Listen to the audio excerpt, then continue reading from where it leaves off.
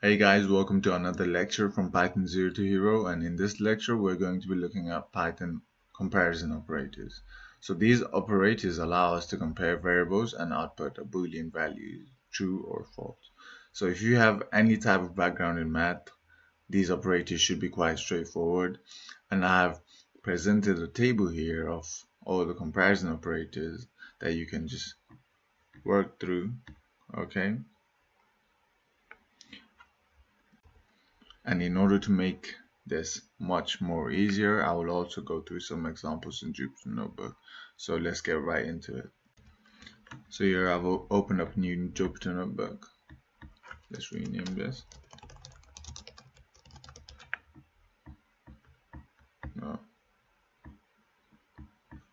There you go. So now let's just quickly run through some examples.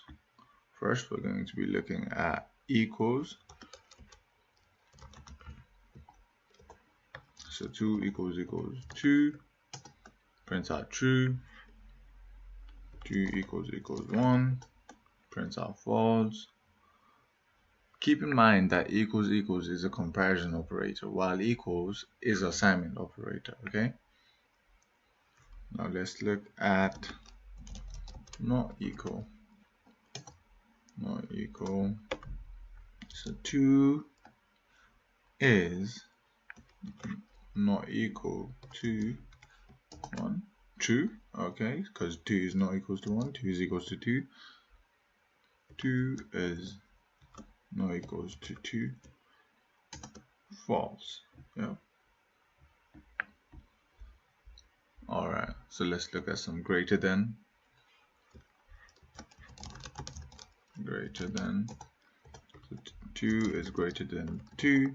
False. 2 is 3 is greater than 1. True. Alright, let's look at some less than. Less than. Okay, so 2 is bigger than 6. Nope.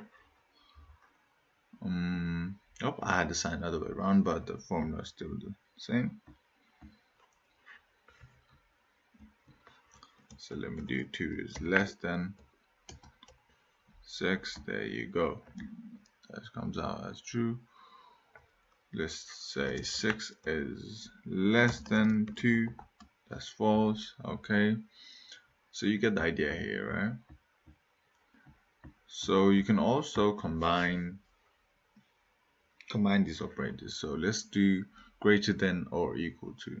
So 3 is greater than or equal to 3, which is true. Now 3 is greater than or equal to 1, which is also true because it's greater than 1, even though it's not equals to 1. Okay, so it's either or. Okay, now let's do less than or equal to.